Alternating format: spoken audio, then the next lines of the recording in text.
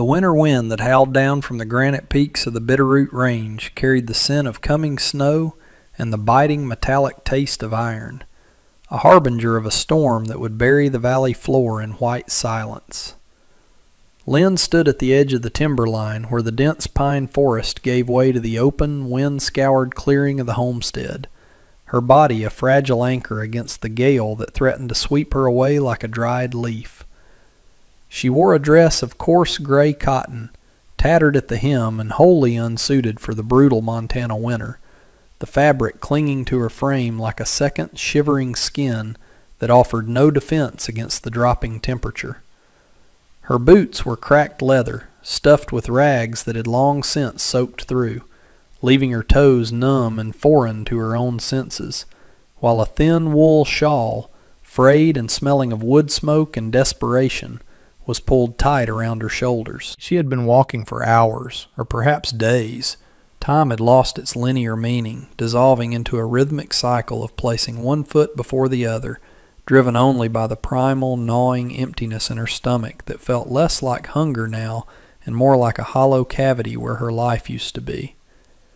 The cabin ahead was a squat, formidable structure of hewn logs chinked with mud and moss, smoke rising from its stone chimney in a lazy gray ribbon that promised a warmth she could scarcely remember. She did not approach with the confidence of a guest, but with the hesitation of a ghost, terrified that her presence might shatter the illusion of safety, yet propelled forward by the knowledge that to stop moving was to lie down in the snow and never rise again. The world around her was a monochromatic study in harshness, the black trees, the gray sky, the white ground, and she felt like an intrusion of color, however faded, upon this landscape of indifference. She stopped 10 paces from the porch steps, her breath hitching in her throat as the door creaked open, not by the wind, but by a hand that knew the weight of heavy timber. A man stepped out, his silhouette framed by the dim orange glow of the hearth behind him, a rifle resting easily in the crook of his arm, his face obscured by the brim of a battered hat and the growing shadows of the afternoon. Samuel had heard the crunch of snow long before he saw her, the rhythm too light for a deer and too irregular for a wolf, a sound that triggered the instincts honed by years of solitude and the wary vigilance required to survive in a territory that offered no quarter to the careless. He lowered the rifle slowly as his eyes adjusted to the flat, gray light of the winter dusk, taking in the impossible sight of the woman standing in his yard, a figure so slight she looked as if the wind might snap her in two. She was trembling, a violent, uncontrollable shaking that rattled the very air around her, her dark hair plastered to her skull by melted snow, her eyes wide and dark, holding a depth of sorrow that struck him with the physical force of a blow. He did not speak immediately, his nature being one of silence and observation, but he stepped down from the porch, his boots crunching heavily in the crust, closing the distance between them with a slow, deliberate gait, intended not to frighten a creature already poised for flight.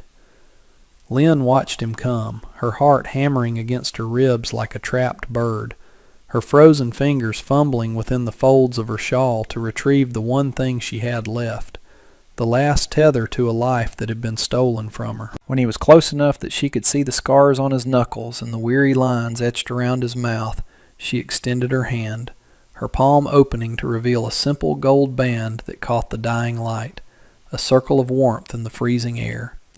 Her voice was a cracked whisper, dry as old parchment, barely audible over the wind, yet the words carried a weight that seemed to bend the very atmosphere around them. "I have not eaten in 3 days," she said, the confession tearing from her throat with the jagged edge of shame. "Will you buy my wedding ring?" She did not look at his face, but at the gun in his arm and the heavy boots in the snow, expecting the cruelty she had found in the town, the harsh words and the turned backs, expecting to be driven off like a stray dog, yet offering her dignity as currency because it was all she had remaining to trade for survival. He looked at the ring, a small, perfect circle of gold that looked absurdly delicate against the rough, red skin of her palm, and then he looked at her face. seeing the hollows beneath her cheekbones and the blue tint of her lips. Samuel felt a surge of something ancient and fierce rise in his chest. Not pity, for pity was a cheap coin that bought nothing, but a solemn recognition of suffering that demanded action. He did not reach for the ring. Instead, he shifted the rifle to his shoulder and extended a hand that was calloused and large, encompassing hers without touching the gold, his fingers closing gently around her frozen fist to shield it from the wind. "Keep your medal, ma'am," he said, his voice a low rumble that seemed to vibrate in the ground beneath them, lacking the sharp edge of judgment she had braced herself against. "Gold don't make for good eatin', and this storm ain't waitin' for commerce." He saw the confusion cloud her eyes, the way she swayed as the adrenaline began to fade, leaving only the exhaustion, and he knew she was moments away from collapse. Without asking for permission, which he knew she was too weak to grant, he guided her toward the cabin, his hand firm on her elbow, supporting her weight as her knees buckled on the stairs. The transition from the biting cold of the yard to the interior of the cabin was a physical shock. A wall of heat hitting them that smelled of pine resin, curing tobacco, and the savory, heavy scent of venison stew that made Lynn's stomach cramp with a sudden, violent demand. He sat her in the rough-hewn chair by the fire, the wood groaning under the shift, and she sat rigid, clutching her shawl, the ring still tight in her hand as if she feared he might take it by force if she let her guard down. Samuel moved with an efficiency that belied his size, hanging his coat and hat, leaning the rifle in the corner, and turning to the iron pot suspended over the flames, the silence between them stretching not with tension, but with the heavy, awkward weight of two solitudes colliding in the dark. She watched him ladle the stew into a wooden bowl, the steam rising in thick, fragrant clouds that made her head swim, her eyes tracking his every movement with the wariness of a hunted animal that has found itself in the den of a bear. When he placed the bowl on the table before her, along with a hunk of dark, dense bread, he did not sit opposite her, but retreated to the shadows of the room, leaning against the far wall to give her the illusion of privacy, understanding instinctively that eating in such a state of starvation was a vulnerable, almost violent act. Lynn stared at the food, the broth thick with root vegetables and meat, and for a moment she could not move, paralyzed by the enormity of the offering and the fear that it might vanish if she reached for it.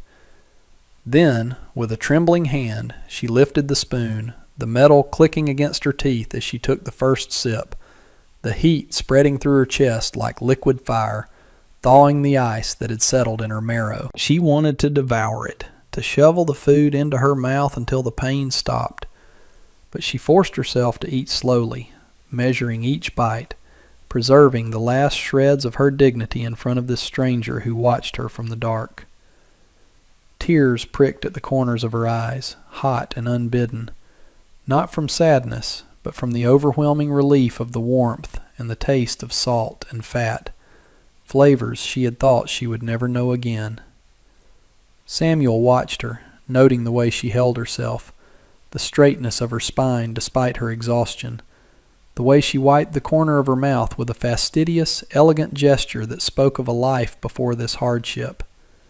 He saw the ring sitting on the table where she had finally placed it, a golden eye watching them both, a testament to a promise made to someone else, someone who was notably absent in this frozen wilderness. The storm outside intensified as night fell completely, the wind slamming against the logs with the force of a physical assault, sealing them into the small, firelit world of the cabin.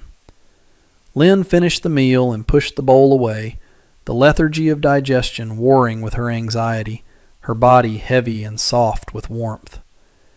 She looked at Samuel, who had moved to the fire to add another log, the flames illuminating the sharp angles of his face and the gray that streaked his beard. "I have no money," she said, her voice stronger now, though still laced with the quiet tremor of uncertainty. "The ring is all I have.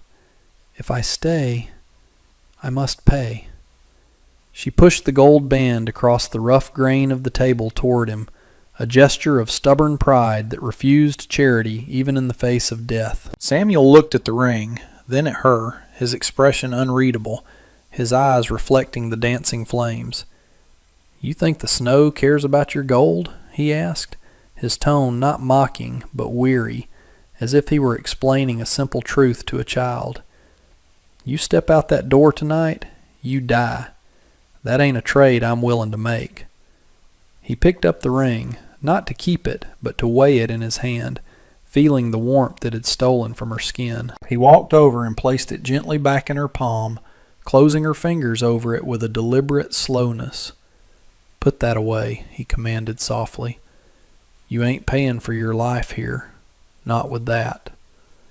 He turned back to the fire, staring into the embers, the silence returning to the room. But it was different now. Charged with a complex current of obligation and survival, the unspoken acknowledgement that by saving her, he had tethered himself to her fate, and by accepting his food, she had entrusted him with her life, a bond forged in the crucible of winter that neither of them had asked for, but neither could now deny. The morning light did not break so much as it seeped through the cracks in the heavy shutters, a pale, milky luminescence that spoke of a world buried under feet of new snow. Lynn woke with a start, her heart hammering a frantic rhythm against her ribs, the instinct of survival jolting her from a sleep that had been too deep, too heavy, and dangerously comfortable. For a disorienting moment she did not know where she was. The rough wool of the blanket beneath her cheek was foreign, smelling of cedar and dried sage rather than the damp rot of the boarding house or the biting cold of the open road.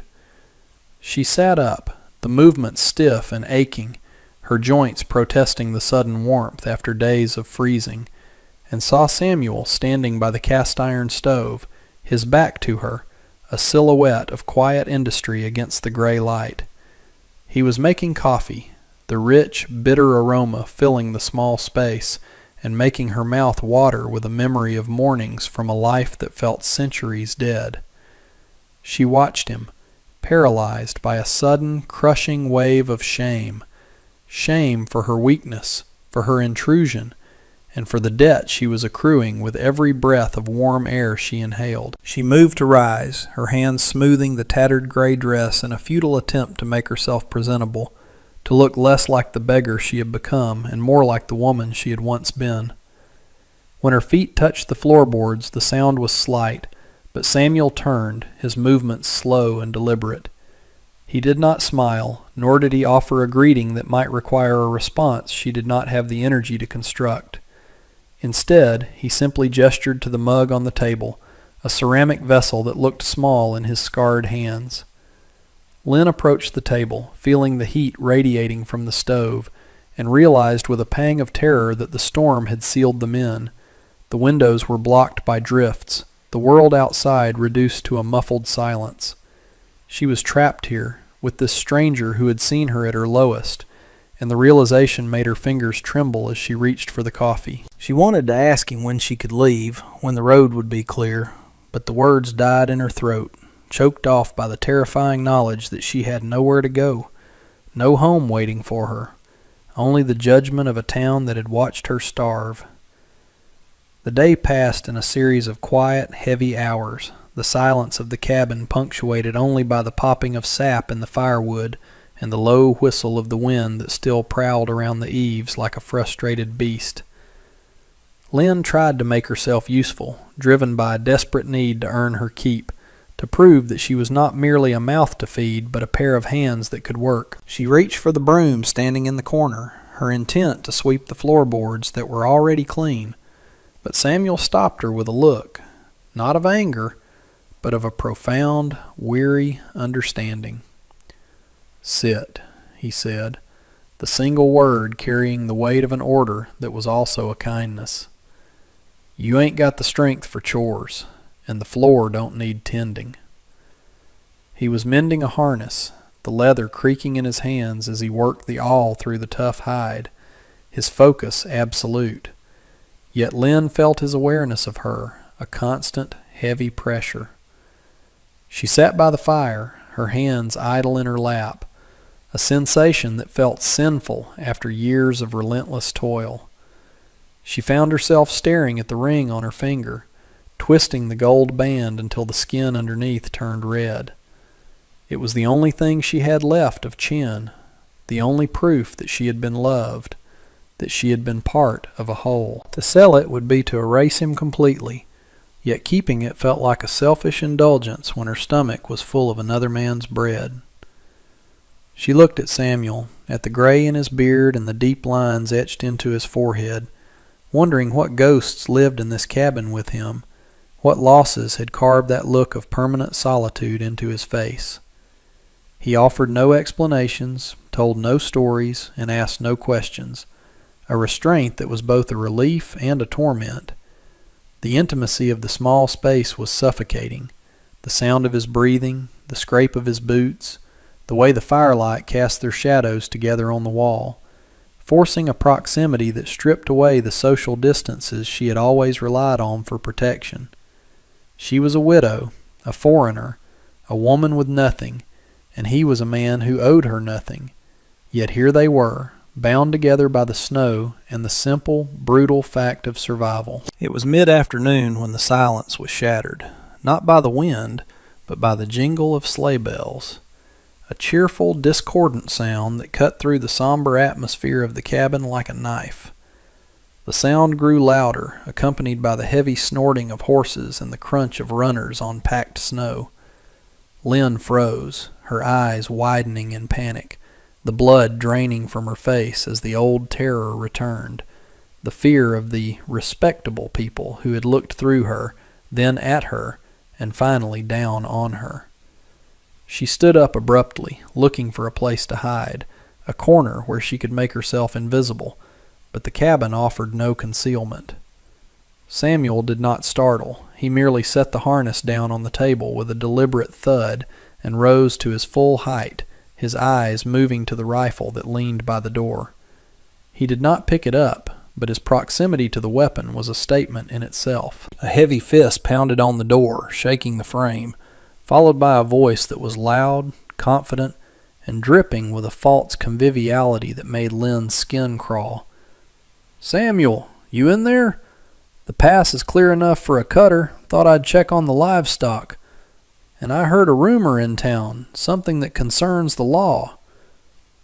Lynn recognized the voice. It was the merchant, Mr. Halloway, the man who had denied her credit, who had sneered at her broken English and turned her out into the street when the rent came due.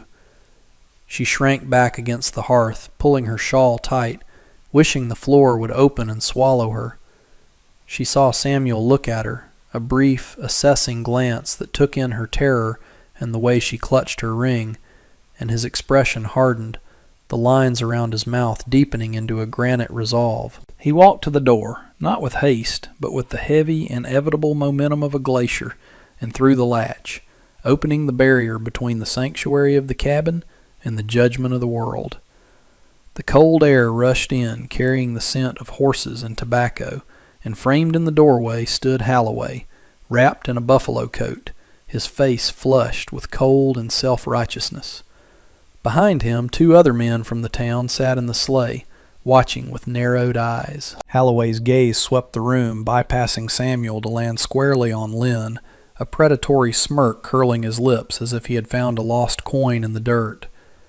"Well now," Halloway said, stepping onto the threshold but not crossing it, blocked by Samuel's broad frame. "Seems the rumors were true. We were wondering where the stray got to. You know, Samuel, harboring a vagrant is a complicated business. She has debts in town, unpaid accounts." He gestured with a gloved hand toward Lynn, as if she were property to be collected. "And there's the matter of public decency. A woman like that, up here alone with a man, it don't sit right with the church folk." Lynn felt the shame burn her face, a hot, humiliating flush. She stepped forward, her hand trembling as she reached to pull the ring from her finger, desperate to pay whatever imaginary debt would make them leave, to buy her way out of this new disgrace. "I will pay," she whispered, her voice breaking. "I have the ring." But before she could slide the gold from her knuckle, Samuel's hand shot out, not to take the ring, but to stop her. He pushed her hand gently but firmly down to her side, his eyes never leaving Holloway's face. "She ain't got no debts that concern you, Holloway," Samuel said, his voice low, lacking the bluster of the merchant, but carrying a vibration of danger that made the horses in the yard toss their heads. "And as for decency, I reckon the only indecency here is 3 men riding out in a freeze to harass a starving woman." Holloway bristled, his face reddening. "Now see here, I have rights. She occupied a room she didn't pay for. That ring of hers—" "The ring stays where it is," Samuel cut him off, the interruption sharp as a cracking whip. He took a half-step forward, forcing Holloway to retreat slightly or be trampled. "You turned her out in a blizzard. If there's a debt owed, it's the town that owes it. Now get off my porch before the snow covers your tracks." Holloway stared at him, measuring the threat, looking from the scarred, silent rancher to the rifle leaning just inside the door, and then back to the woman standing in the shadows of the hearth. He saw something in Samuel's eyes, a cold, absolute clarity that promised violence not for the sake of anger, but for the sake of justice. And the merchant's courage, built on ledger books and social standing, crumbled instantly. He sputtered a few more words about the law and the sheriff, but he was already backing down the steps, his bluster deflating into sullen murmurs. Samuel watched them go, standing in the open doorway until the sleigh had turned around and the bells were fading into the distance, swallowed once more by the vast, indifferent landscape. Only then did he close the door and drop the latch, the sound echoing like a gunshot in the sudden quiet. He turned to find Lynn standing exactly where he had left her, tears streaming silently down her face, her body shaking with the aftershocks of adrenaline and humiliation. She looked at him, her eyes wide and searching, waiting for him to demand the ring, to ask for the payment he had just defended. "Why?" she asked, the word barely a breath. "They will come back. They will speak ill of you." Samuel walked past her to the fire, picking up the poker to stir the embers, the sparks rising in a sudden, chaotic swarm. "Let them speak," he said, his back to her, his voice rough with an emotion he refused to name. "Words don't freeze you. Words don't starve you. They're just wind." He turned then, looking at her with a gaze that was stripped of judgment, seeing not a victim, but a survivor who had walked through hell to stand in his kitchen.